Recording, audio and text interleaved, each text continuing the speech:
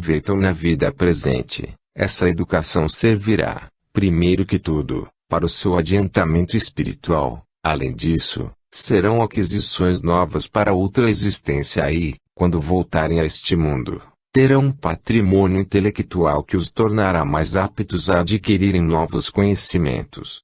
Tais são essas crianças que trazem, ao nascer, ideias inatas, sabendo, por assim dizer, sem precisarem aprender. Se os pais não têm a satisfação imediata de ver os filhos aproveitarem da educação que lhes deram, gozá-lo-ão certamente mais tarde, quer como espíritos, quer como homens. Talvez sejam eles de novo os pais desses mesmos filhos, que se apontam como afortunadamente dotados pela natureza e que devem as suas aptidões a uma educação precedente. Assim também se os filhos se desviam para o mal, pela negligência dos pais, estes podem vir a sofrer mais tarde desgostos e pesares que aqueles lhes suscitarão em novas existências. Fim da nota. 43. Se a estes resultados adicionarmos a rapidez prodigiosa da propagação do espiritismo, apesar de tudo quanto tem feito para batê-lo, não se poderá negar que a sua vinda seja providencial, visto que ele triunfa de todas as forças e de toda a má vontade dos homens.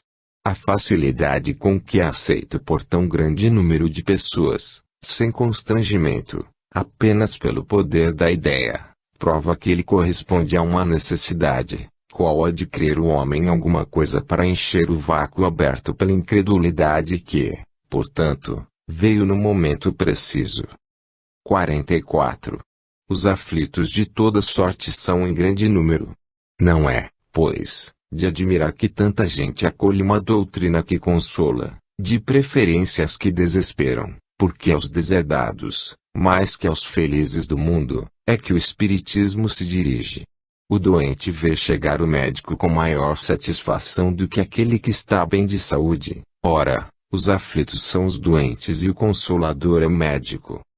Vós, que combateis o espiritismo, se quereis que o abandonemos para vos seguir, dai-nos mais e melhor do que ele, curar com maior segurança as feridas da alma.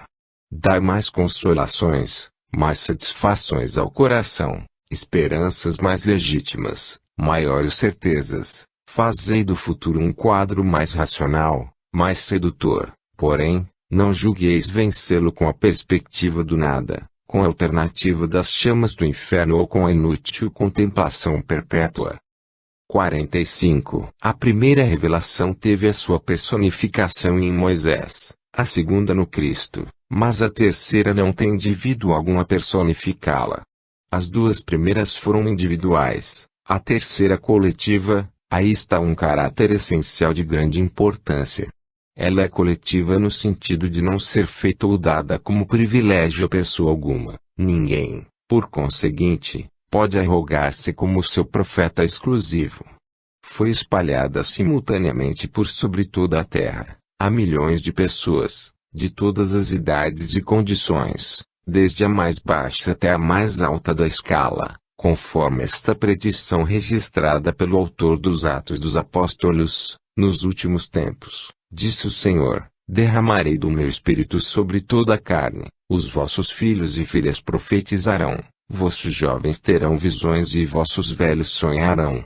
Atos 2:17-18. Ela não proveio de nenhum culto especial, a fim de servir um dia a todos, de ponto de ligação.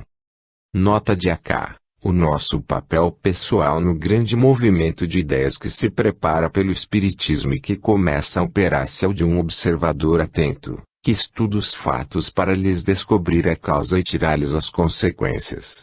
Confrontamos todos os que nos tem sido possível reunir, comparamos e comentamos as instruções dadas pelos Espíritos em todos os pontos do globo e depois coordenamos metodicamente o conjunto. Em suma, estudamos e damos ao público o fruto das nossas pesquisas, sem atribuirmos aos nossos trabalhos valor maior do que o de uma obra filosófica deduzida da observação e da experiência, sem nunca nos considerarmos chefe da doutrina, nem procurarmos impor as nossas ideias a quem quer que o seja. Publicando-as, Usamos de um direito comum e aqueles que as aceitaram o fizeram livremente.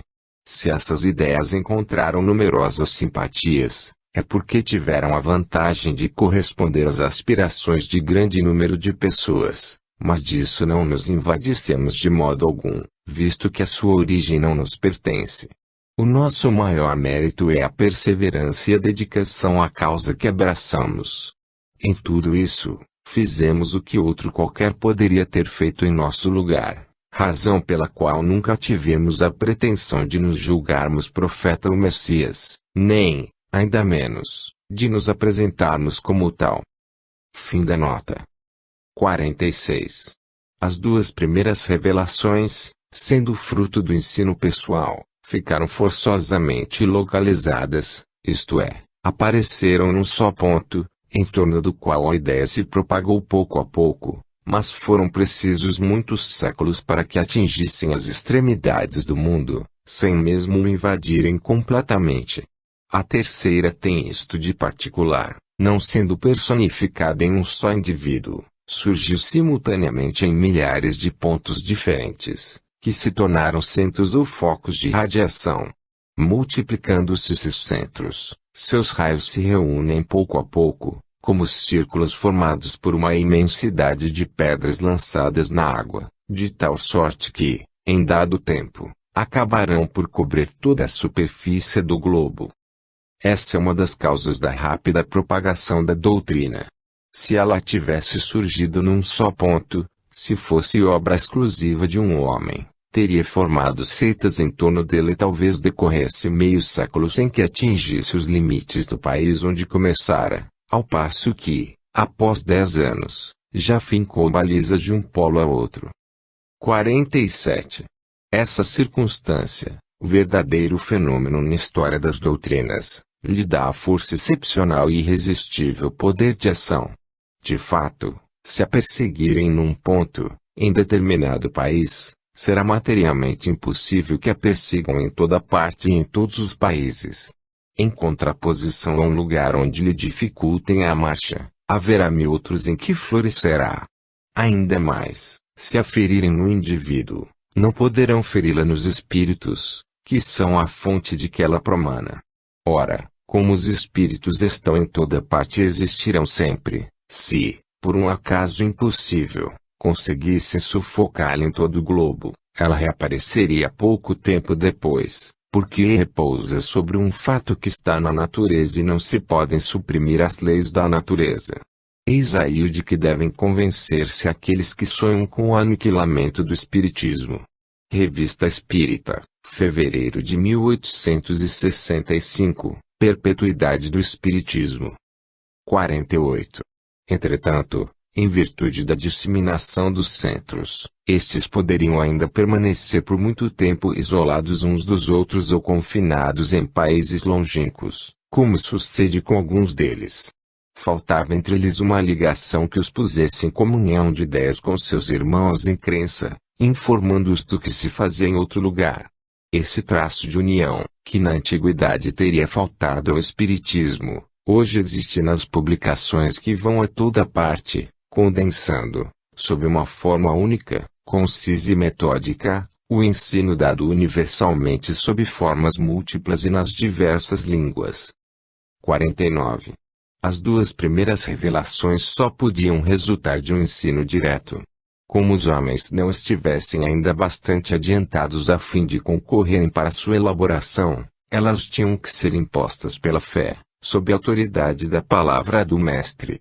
Contudo, notam-se entre as duas bem sensível diferença, devido ao progresso dos costumes e das ideias, embora feitas ao mesmo povo e no mesmo meio, mas com 18 séculos de intervalo.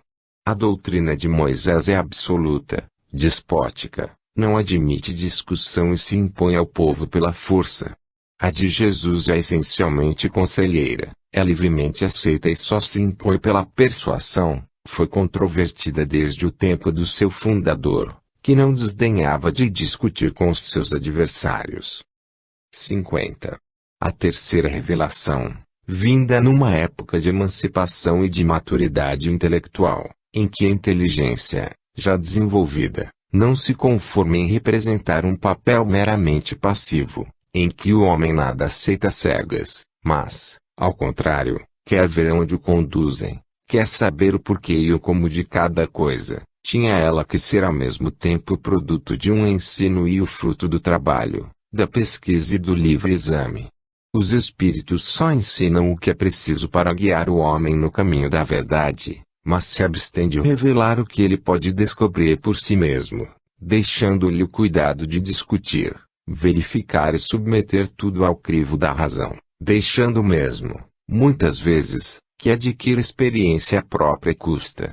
Os espíritos fornecem-lhe o princípio, os materiais, cabendo a ele aproveitá-los e pô-los em obra. Item 15. 51. Tendo sido os elementos da revelação espírita ministrados simultaneamente em muitos pontos, a homens de todas as condições sociais e de diversos graus de instrução, é claro que as observações não podiam ser feitas em toda parte com o mesmo resultado, que as consequências a tirar, a dedução das leis que regem esta ordem de fenômenos, em suma, a conclusão sobre a qual haviam de firmar-se as ideias não podiam sair senão do conjunto e da correlação dos fatos. Ora, cada centro isolado, circunscrito dentro de um círculo restrito, não vendo na maioria das vezes mais que uma ordem particular de fatos, não raro contraditórios na aparência, geralmente lidando com a mesma categoria de espíritos e, além disso, embaraçados por influências locais e pelo espírito de partido, se achava na impossibilidade material de abranger o conjunto e, por isso mesmo, incapaz de conjugar as observações isoladas a um princípio comum. Apreciando cada qual os fatos sob o ponto de vista dos seus conhecimentos e crenças anteriores, ou da opinião particular dos espíritos que se manifestam, bem cedo teriam surgido tantas teorias e sistemas quantos fossem os centros, todos incompletos por falta de elementos de comparação e exame. Numa palavra, cada um se teria imobilizado na sua revelação parcial, julgando possuir toda a verdade, ignorando que em 100 outros lugares se obtinha mais e melhor. 52. Além disso, convém notar que em parte alguma o ensino espírita foi dado de maneira completa. Ele diz respeito a tão grande número de observações, a assuntos tão diferentes, exigindo conhecimentos e aptidões mediúnicas especiais, que seria impossível se acharem reunidas num mesmo ponto todas as condições necessárias. Tendo o ensino que ser coletivo e não individual, os espíritos dividiram o trabalho, disseminando os assuntos de estudo e observação como, em algumas fábricas, a confecção de cada parte de um mesmo objeto é repartida por diversos operários. A revelação fez-se assim, parcialmente, em diversos lugares e por uma multidão de intermediários, e é dessa maneira que prossegue ainda, pois nem tudo foi revelado. Cada centro encontra nos outros centros o complemento do que obtém, e foi o conjunto, a coordenação de todos os ensinos parciais que constituíram a doutrina espírita. Era, pois, necessário agrupar os fatos esparsos para se lhes verificar a correlação, reunir os documentos diversos, as instruções dadas pelos espíritos sobre todos os pontos e sobre todos os assuntos, a fim de compará-las, analisá-las, estudar as suas analogias e diferenças. Vindo as comunicações de espíritos de todas as ordens, mais ou menos esclarecidos, era preciso apreciar o grau de confiança que a razão permitia conceder-lhes, distinguir as ideias sistemáticas individuais ou isoladas das que tinham a sanção do ensino geral dos espíritos, as utopias das ideias práticas, afastar as que eram notoriamente desmentidas pelos dados da ciência positiva e da lógica, utilizar igualmente os erros, as informações fornecidas pelos espíritos, mesmo os da mais baixa categoria, para conhecimento do estado do mundo invisível e formar com isso um todo homogêneo.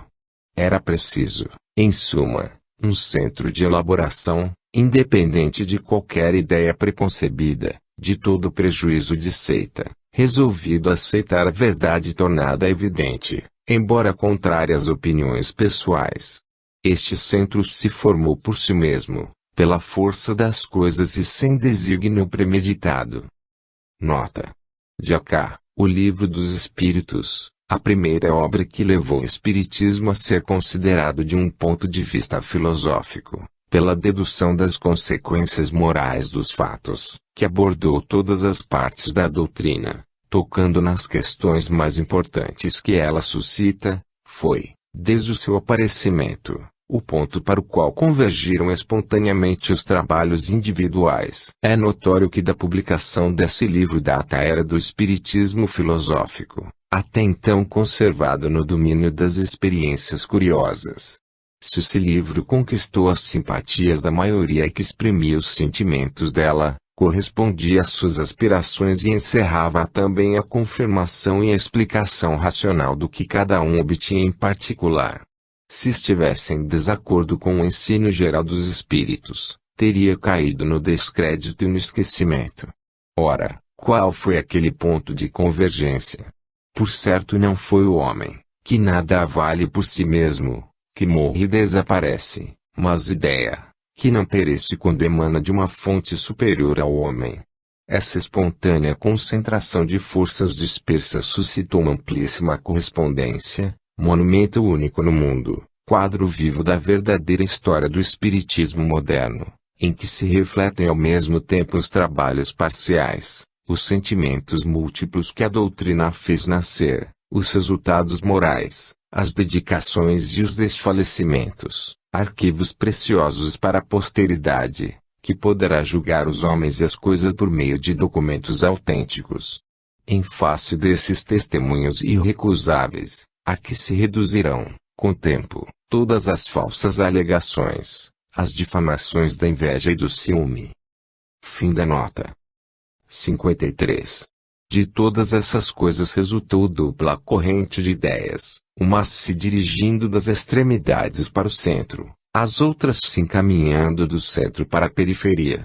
Desse modo a doutrina caminhou rapidamente para a unidade, apesar da diversidade das fontes de onde emanou. Os sistemas diversos ruíram pouco a pouco, devido ao isolamento em que ficaram, diante do ascendente da opinião da maioria, por não encontrar repercussão simpática. Desde então, uma comunhão de pensamento se estabeleceu entre os diversos centros parciais. Falando a mesma linguagem, eles se entendem e estimam, de um extremo a outro do mundo. Sentindo-se mais fortes, os espíritas lutaram com mais coragem, caminharam com um passo mais firme, desde que não mais se viram isolados, desde que sentiram um ponto de apoio, um laço a prendê-los à grande família. Os fenômenos que presenciavam já não lhes pareciam singulares, anormais, contraditórios, desde que puderam conjugá-los a leis gerais e descobrir um fim grandioso e humanitário em todo o conjunto. Nota de Acá. Um testemunho significativo, tão notável quanto tocante dessa comunhão de ideias que se estabeleceu entre os espíritas, pela conformidade de suas crenças, são os pedidos de preces que nos chegam das regiões mais distantes, desde o Peru até as extremidades da Ásia, feitos por pessoas de religiões e nacionalidades diversas e as quais nunca vimos. Não é isso um prelúdio da grande unificação que se prepara?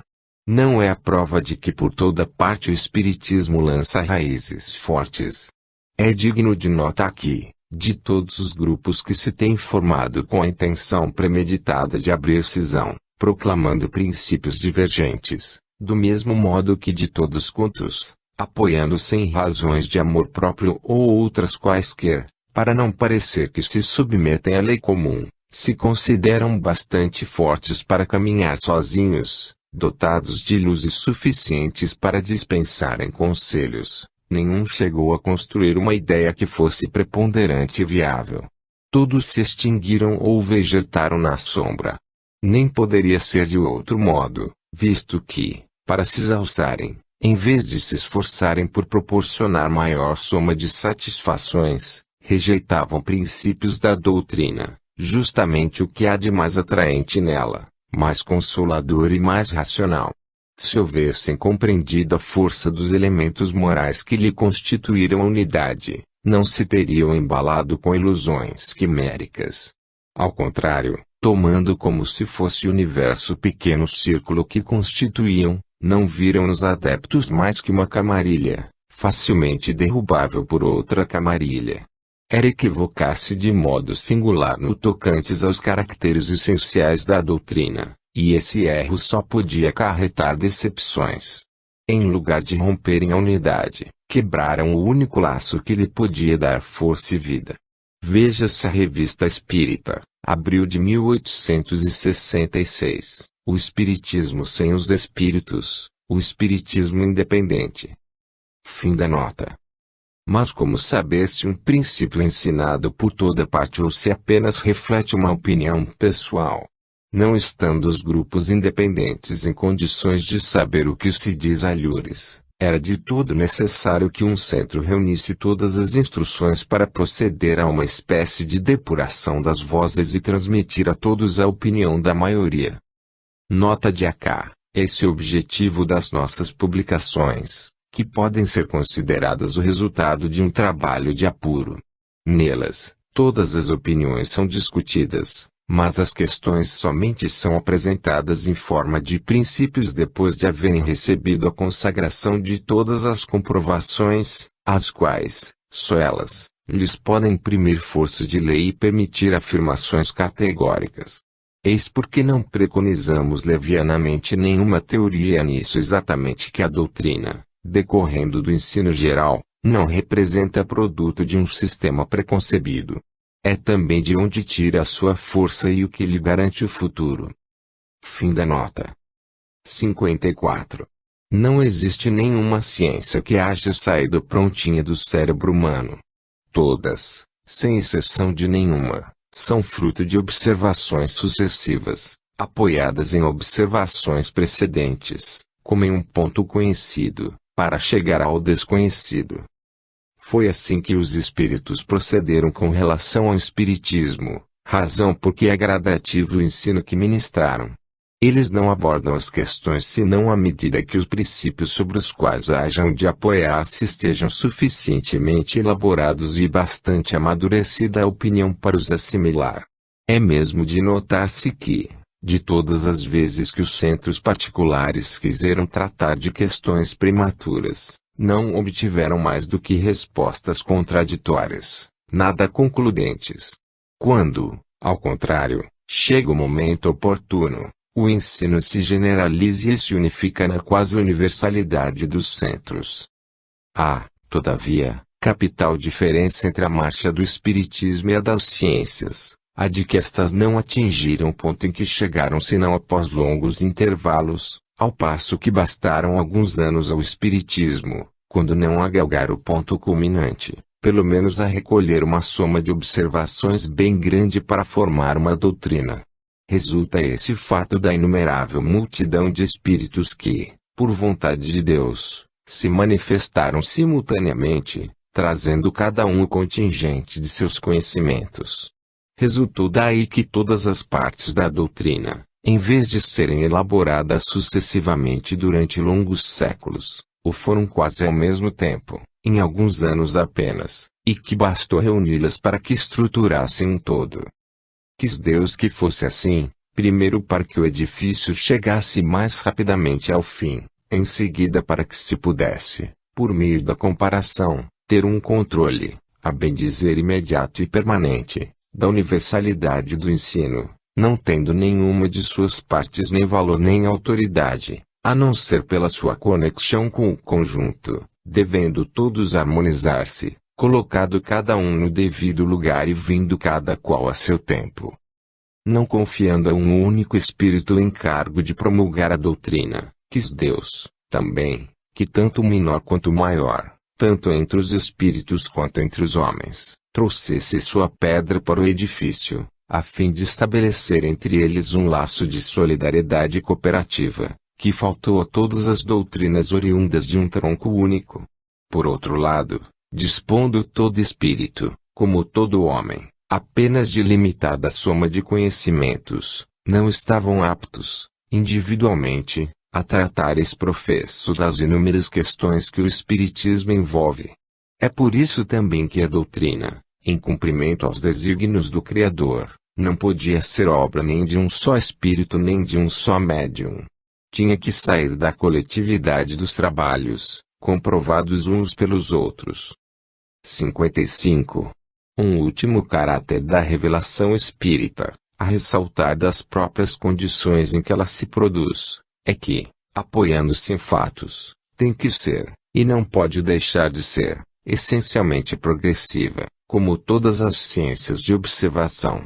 Por sua essência, ela contrai aliança com a ciência que, sendo a exposição das leis da natureza, com relação a certa ordem de fatos, não pode ser contrária à vontade de Deus, autor daquelas leis. As descobertas que a ciência realiza, longe de o rebaixarem, glorificam a Deus, apenas destroem o que os homens edificaram sobre as falsas ideias que formaram de Deus. O Espiritismo, pois, não estabelece como princípio absoluto senão o que se acha evidentemente demonstrado, ou o que ressalta logicamente da observação.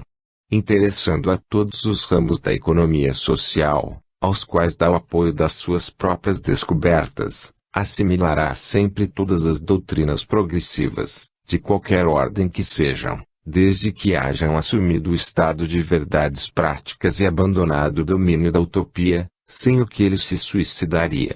Deixando de ser o que é, mentiria a sua origem ao seu fim providencial. Caminhando de par com o progresso, o Espiritismo jamais será ultrapassado, porque, se novas descobertas lhe demonstrassem estar em erro acerca de um ponto qualquer, ele se modificaria nesse ponto. Se uma verdade nova se revelar, ele aceitará. Nota de AK. Diante de declarações tão claras e tão categóricas, quais as que se contêm neste capítulo, caem por terra todas as alegações de tendência ao absolutismo e autocracia dos princípios, bem como as falsas assimilações que algumas pessoas prevenidas ou mal informadas emprestam à doutrina. Essas declarações, aliás, não são novas, temo-las repetido muitíssimas vezes nos nossos escritos, para que não paire nenhuma dúvida a tal respeito. Além disso, elas nos mostram o verdadeiro papel que nos cabe, o único que ambicionamos, o de mero trabalhador. Fim da nota. 56. Qual a utilidade da doutrina moral dos espíritos, visto que não é outra senão a do Cristo? O homem precisa de uma revelação? Não pode achar em si próprio tudo o que lhe é necessário para bem se conduzir na vida. Do ponto de vista moral, é fora de dúvida que Deus outorgou ao homem um guia, que é a sua consciência, a dizer-lhe, não façais aos outros o que não gostaríeis que eles vos fizessem. Certamente a moral natural está inscrita no coração dos homens, porém, todos saberão lê-la nesse livro. Nunca lhe desprezaram os sábios preceitos que fizeram da moral do Cristo, como a praticam aqueles mesmos que a ensinam. Não se terá tornado letra morta, bela teoria, boa para os outros e não para si. Reprovareis que um pai repita a seus filhos 10 vezes, 100 vezes as mesmas instruções, desde que eles não as sigam. Porque Deus faria menos do que um pai de família? Porque não enviaria, de vez em quando, mensageiros especiais aos homens, para lhes lembrar os deveres e reconduzi-los ao bom caminho, quando destes se afastam? Por que não abrir os olhos da inteligência aos que os trazem fechados, assim como os homens mais adiantados enviam missionários aos selvagens e os bárbaros? A moral que os espíritos ensinam é a do Cristo, em virtude de não haver outra melhor. Mas, então, de que serve o ensino deles, se apenas repetem o que já sabemos? Outro tanto se poderia dizer da moral do Cristo, ensinada 500 anos antes por Sócrates e Platão em termos quase idênticos. O mesmo se poderia dizer também de todos os moralistas, que nada mais fazem do que repetir a mesma coisa em todos os tons e sob todas as formas. Pois bem, os espíritos vêm, muito simplesmente, aumentar o número dos moralistas, com a diferença de que, manifestando-se por toda parte, tanto se fazem ouvir na choupana como no palácio, tanto pelos ignorantes como pelos instruídos. O que o ensino dos Espíritos acrescenta é moral do Cristo é conhecimento dos princípios que regem as relações entre os mortos e os vivos, princípios que completam as noções vagas que se tinham da alma, de seu passado e de seu futuro, dando por sanção à doutrina cristã as próprias leis da natureza. Com o auxílio das novas luzes que o Espiritismo e os Espíritos trouxeram, o homem compreende a solidariedade que religa todos os seres. A caridade e a fraternidade se tornam uma necessidade social. Ele faz por convicção que fazia unicamente por dever, e o faz melhor. Somente quando praticarem a moral do Cristo os homens poderão dizer que não precisam de moralistas encarnados ou desencarnados. Ora, nessa época, Deus não lhes enviará mais nenhum. 57. Uma das questões mais importantes, entre as propostas no começo deste capítulo, é a seguinte: que autoridade tem a revelação espírita, uma vez que emana de seres de limitadas luzes e não infalíveis? A objeção seria procedente se essa revelação consistisse apenas no ensino dos espíritos, se deles exclusivamente devêssemos recebê-la e houvéssemos de aceitá-la de olhos fechados. Perde, porém, todo o valor, desde que o homem concorra para a revelação com o seu raciocínio e o seu critério, desde que os espíritos se limitam a pô-lo no caminho das deduções que ele pode tirar da observação dos fatos.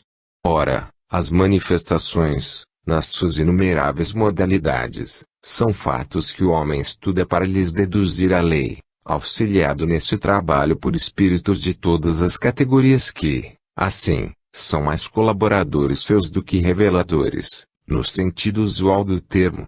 Ele lhes submete os dizeres ao controle da lógica e do bom senso, beneficiando-se, dessa maneira, dos conhecimentos especiais de que os espíritos dispõem pela posição em que se acham, mas sem abdicar o uso da própria razão. Não sendo os espíritos senão as almas dos homens, comunicando-nos com eles não saímos fora da humanidade, circunstância capital a considerar-se. Os homens de gênio, que foram faróis da humanidade, vieram do mundo dos espíritos e para lá voltaram ao deixarem a terra. Considerando-se que os espíritos podem comunicar-se com os homens, esses mesmos gênios podem dar-lhes instruções sob a forma espiritual, como fizeram sob a forma corpórea. Podem instruir-nos depois de terem morrido, tal qual faziam quando vivos, apenas são invisíveis, ao invés de serem visíveis, sendo essa a única diferença. A experiência e o saber de que dispõem não devem ser menores do que antes e, se a palavra deles, como homens, tinha autoridade, não há razão para tê-la menos somente pelo fato de estarem no mundo dos espíritos. 58. Todavia, não são apenas os espíritos superiores que se manifestam, mas igualmente os de todas as categorias, e era preciso que assim acontecesse para nos iniciarmos no que respeita ao verdadeiro caráter do mundo espiritual, nulo mostrando em todas as suas faces. Daí resulta a serem mais íntimas as relações entre o mundo visível e o mundo invisível, e mais evidente a conexão entre os dois. Vemos assim mais claramente de onde viemos e para onde vamos. Tal é o objetivo essencial das manifestações. Todos os espíritos, pois, seja qual for o grau de elevação em que se encontrem, nos ensinam alguma coisa. Cabe, porém, a nós, visto que eles são mais ou menos esclarecidos, discernir o que há de bom ou de mal no que nos digam e tirar, do ensino que nos deem, o proveito possível.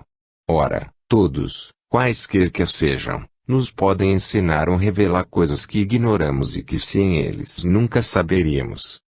59. Incontestavelmente, os grandes espíritos encarnados são individualidades poderosas, mas de ação restrita e de lenta propagação. Viesse um só deles hoje, embora fosse Elias ou Moisés, Sócrates ou Platão, revelar aos homens as condições do mundo espiritual, quem provaria a veracidade de suas asserções, nesta época de ceticismo? Não o tomariam por sonhador ou utopista? Mesmo que fosse verdade absoluta o que dissesse, séculos e mais séculos escoariam antes que as massas humanas lhe aceitassem as ideias.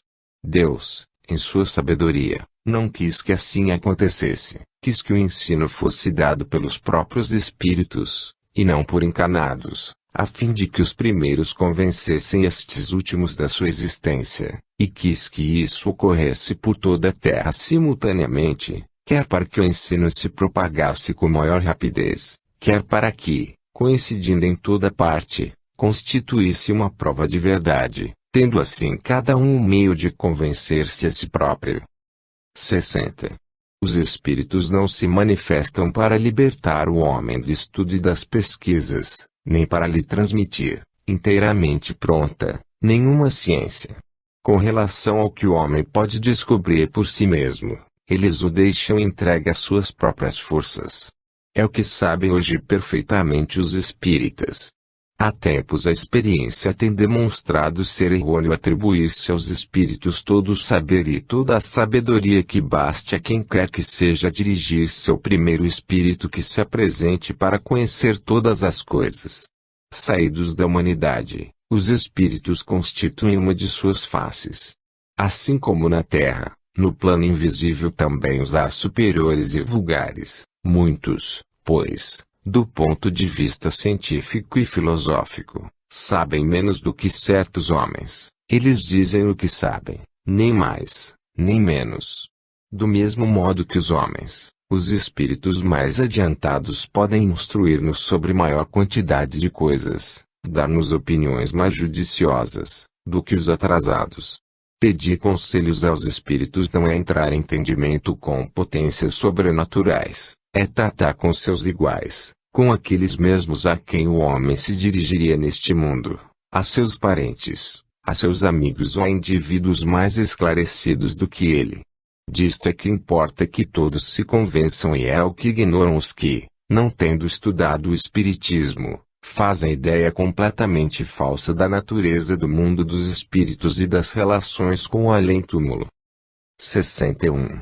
Qual, portanto, a utilidade dessas manifestações, ou, se o preferirem, dessa revelação, uma vez que os espíritos não sabem mais do que nós ou não nos dizem tudo o que sabem?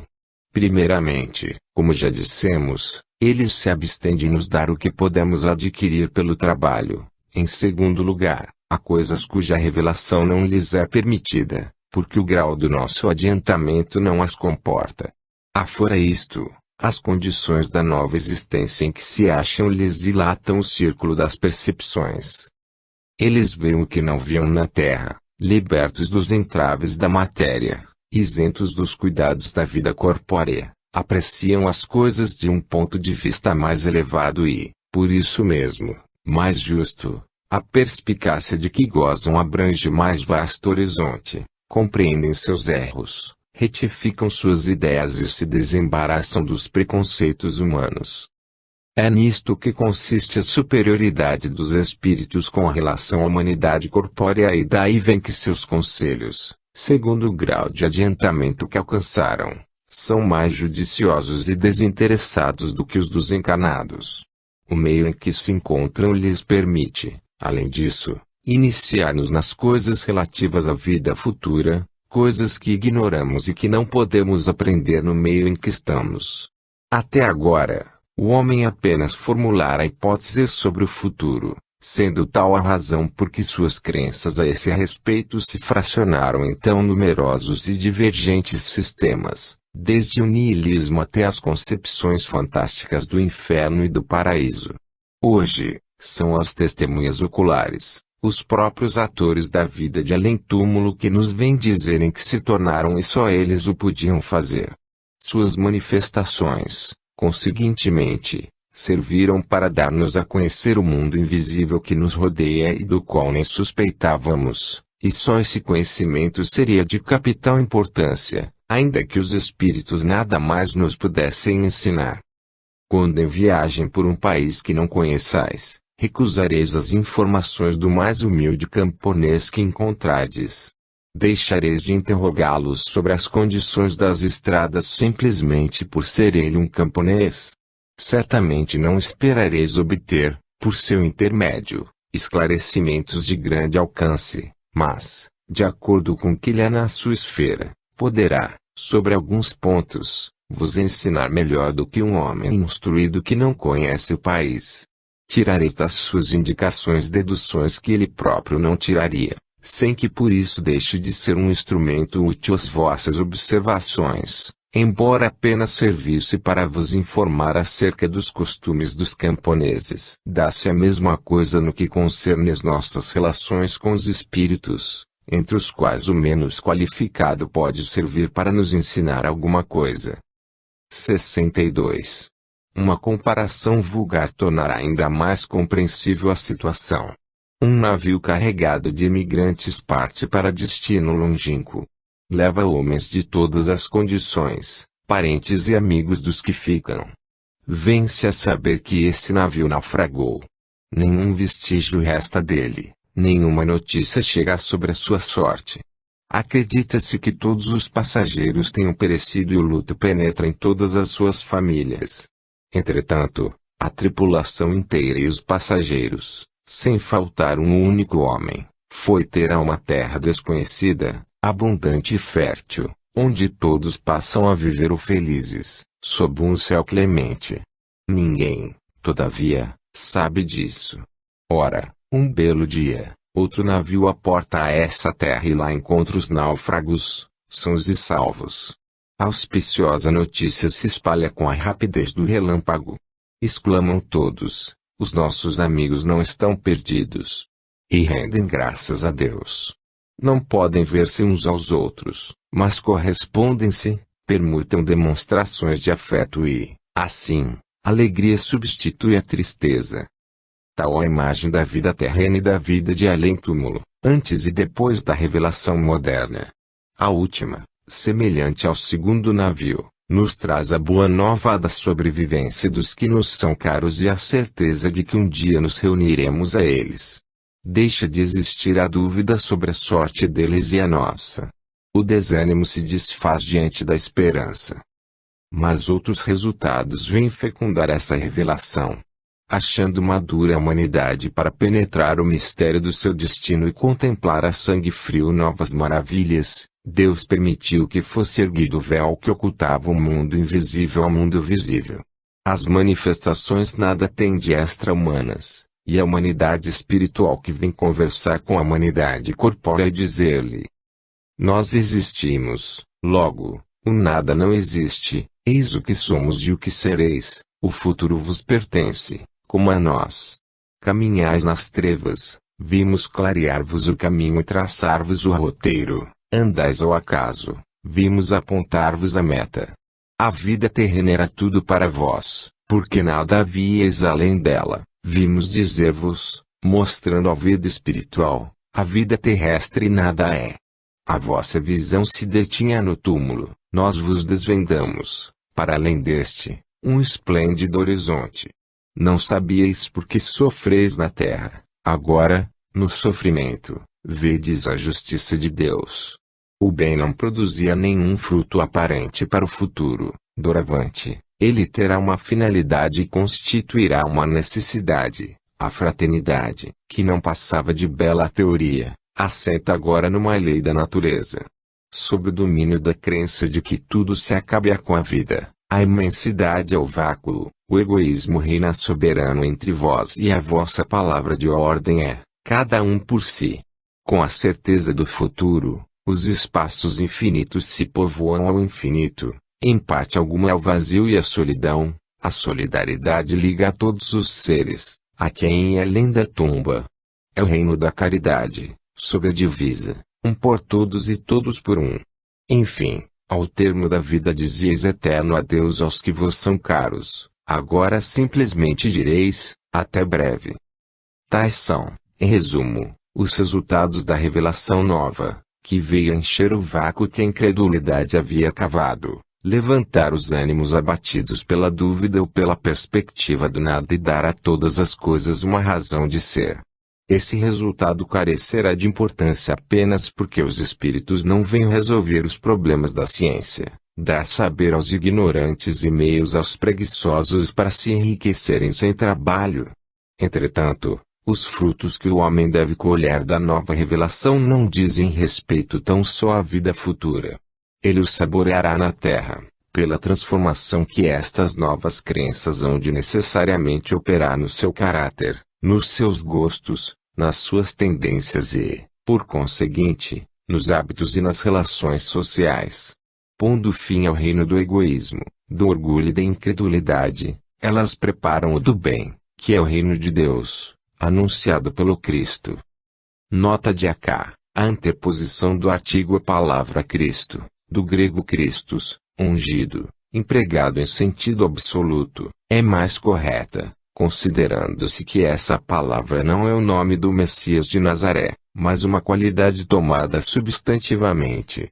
Dir-se-á, pois, Jesus era Cristo, era o Cristo anunciado, a morte do Cristo e não de Cristo, ao passo que se diz, a morte de Jesus e não do Jesus. Em Jesus Cristo, as duas palavras reunidas formam um só nome próprio. É pela mesma razão que se diz, o Buda, Gautama conquistou a dignidade de Buda por suas virtudes e austeridades. Disse, a vida do Buda, do mesmo modo que se diz, o exército do faraó e não de faraó. Henrique IV era rei, o título de rei, a morte do rei não de rei. Fim da nota. Capítulo 2. Deus. Existência de Deus. 1. Sendo Deus a causa primeira de todas as coisas, a origem de tudo que existe, a base sobre a qual repousa o edifício da criação, é o ponto que importa considerar-se antes de tudo. 2. Constitui princípio elementar que pelos efeitos é que se julga uma causa, mesmo quando ela se concebe oculta. Se, pois, rasgando os ares, um pássaro é atingido por mortífero grão de chumbo, deduz-se que um hábil atirador o alvejou, ainda que este último não seja visto.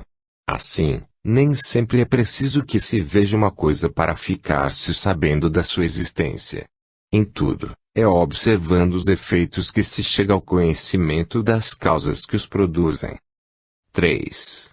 Outro princípio igualmente elementar e que, de tão verdadeiro, passou a axioma é o de que todo efeito inteligente tem que resultar de uma causa inteligente.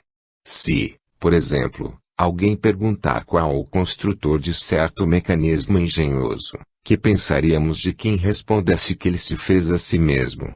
Quando se contempla uma obra-prima da arte ou da indústria, diz-se que só um homem de gênio seria capaz de produzi-la, visto que só uma alta inteligência poderia concebê-la. Reconhece-se, no entanto, que ela é obra do homem, porque não está acima da capacidade humana. A ninguém, porém, ocorrerá a ideia de dizer que saiu do cérebro de um deficiente mental ou de um ignorante, nem, ainda menos, que seja trabalho de um animal, ou simples produto do acaso. 4. Em toda parte se reconhece a presença do homem pelas suas obras. A existência dos homens antediluvianos não se provaria unicamente por meio dos fósseis humanos, mas também, e com muita certeza, pela presença, nos terrenos daquela época, de objetos trabalhados pelos homens. Um fragmento de vaso, uma pedra talhada, uma arma, um tijolo bastarão para lhe atestar a presença. Pela grosseria ou perfeição do trabalho, reconhecer-se-á o grau de inteligência ou de adiantamento dos que o executaram. Se, pois, achando-vos numa região habitada exclusivamente por selvagens, descobrides uma estátua digna de Fídias, não hesitareis em dizer que ela é obra de uma inteligência superior à dos selvagens, visto que estes seriam incapazes de fazê-la. 5. Pois bem, lançando o olhar em torno de si, sobre as obras da natureza, observando a previdência, a sabedoria, a harmonia que preside a todas as coisas, reconhece-se não haver nenhuma que não ultrapasse os limites da mais talentosa inteligência humana. Ora, desde que o homem não as pode produzir, é que elas são produto de uma inteligência superior à humanidade, salvo se sustentarmos que há efeitos sem causa. 6. A isto algumas pessoas opõem o seguinte raciocínio: as obras ditas da natureza são produzidas por forças materiais que atuam mecanicamente, Em virtude das leis de atração e repulsão, as moléculas dos corpos inertes se agregam e desagregam sob o império dessas leis. As plantas nascem, brotam, crescem e se multiplicam sempre da mesma maneira, cada uma na sua espécie, por efeito daquelas mesmas leis. Cada indivíduo se assemelha onde que lhe proveio, o crescimento, a floração, a frutificação, a coloração se acham subordinados a causas materiais, tais como o calor, a eletricidade, a luz, a umidade etc. O mesmo se dá com os animais. Os astros se formam pela atração molecular e se movem perpetuamente em suas órbitas por efeito da gravitação. Essa regularidade mecânica no emprego das forças naturais não acusa de modo algum a ação de uma inteligência livre. O homem movimenta o braço quando quer e como quer. Aquele, porém, que o movimentasse no mesmo sentido, desde o nascimento até a morte, seria um autômato. Ora, as forças orgânicas da natureza são puramente automáticas. Tudo isso é verdade, mas essas forças são efeitos que devem ter uma causa e ninguém pretende que constituam a divindade. Elas são materiais e mecânicas, não são por si mesmas inteligentes, também isto é verdade, mas são postas em ação, distribuídas, apropriadas às necessidades de cada coisa por uma inteligência que não é a dos homens. A aplicação útil dessas forças é um efeito inteligente que denota uma causa inteligente. Um pêndulo se move com automática regularidade e é nessa regularidade que está o seu mérito. A força que o faz mover-se é toda material e nada a tem de inteligente. Mas que seria esse pêndulo se uma inteligência não houvesse combinado, calculado, distribuído o emprego daquela força para fazê-lo andar com precisão? Pelo fato de não estar a inteligência no mecanismo do pêndulo e também pela circunstância de que ninguém a vê, seria racional concluir-se que ela não existe. Podemos apreciá-la pelos seus efeitos. A existência do relógio atesta a existência do relojoeiro. A engenhosidade do mecanismo atesta a inteligência e o saber de seu fabricante.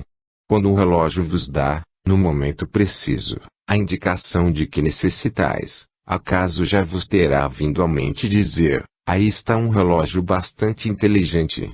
Dá-se a mesma coisa com o mecanismo do universo. Deus não se mostra, mas se revela pelas suas obras. 7. A existência de Deus é, pois, um fato comprovado não só pela revelação, como pela evidência material dos fatos. Os povos selvagens não tiveram nenhuma revelação, entretanto, creem instintivamente na existência de um poder sobre-humano. Eles veem coisas que estão acima das possibilidades do homem e deduzem que essas coisas provêm de um ser superior à humanidade. Não demonstram raciocinar com mais lógica do que os que pretendem que tais coisas se fizeram a si mesmas. A natureza divina. 8. Não é dado ao homem sondar a natureza íntima de Deus. Para compreendê-lo, ainda nos falta um sentido próprio que só se adquire por meio da completa depuração do espírito. Mas, se não pode penetrar na essência de Deus, o homem, desde que aceite a sua existência como premissa, pode, pelo raciocínio, chegar ao conhecimento de seus atributos essenciais, porquanto, vendo que ele absolutamente não pode ser, sem deixar de ser Deus, deduz daí o que ele deve ser. Sem o conhecimento dos atributos de Deus, seria impossível compreender-se a obra da criação. Esse é o ponto de partida de todas as crenças religiosas e é por não se terem reportado a isso, como farol capaz de as orientar, que a maioria das religiões errou em seus dogmas. As que não atribuíram a Deus onipotência imaginaram muitos deuses, as que não lhe atribuíram a soberana bondade fizeram dele um Deus cioso, colérico, parcial e vingativo. 9. Deus é a suprema e soberana inteligência. A inteligência do homem é limitada, visto que não pode fazer nem compreender tudo o que existe. A de Deus, abrangendo o infinito, tem que ser infinita. Se a supuséssemos limitada num ponto qualquer, poderíamos conceber outro ser mais inteligente, capaz de compreender e fazer o que o primeiro não faria, e assim por diante, até o infinito. 10. Deus é eterno, isto é, não teve começo e não terá fim. Se tivesse tido começo, é porque teria saído do nada. Ora, como nada não existe, não pode gerar coisa alguma. Ou, então, teria sido criado por outro ser anterior e, nesse caso, este ser é que seria Deus. Se lhe supuséssemos um começo e um fim, poderíamos conceber uma entidade existente antes dele capaz de lhe sobreviver, e assim por diante, até o infinito. 11. Deus é imutável. Se estivesse sujeito a mudanças, as leis que regem o universo não teriam nenhuma estabilidade. 12. Deus é imaterial, isto é, a sua natureza difere de tudo o que chamamos matéria. De outro modo, não seria imutável, pois estaria sujeito às transformações da matéria. Deus não tem forma apreciável pelos nossos sentidos, sem o que seria matéria. Dizemos, a mão de Deus, o olho de Deus, a boca de Deus, porque o homem, nada mais conhecendo além de si mesmo, toma a si próprio por termo de comparação para tudo o que não compreende. São ridículas essas imagens em que Deus é representado pela figura de um ancião de longas barbas e envolto num manto. Tem o inconveniente de rebaixar o Ser Supremo às mesquinhas proporções da humanidade. Daí lhe emprestarem as paixões humanas e dele fazerem um Deus colérico e cioso não vai mais que um passo. 13. Deus é onipotente. Se não possuísse o poder supremo, poder-se-ia conceber um ser mais poderoso e assim por diante, até chegar ao ser cujo poder não fosse ultrapassado por nenhum outro. Esse então é que seria Deus.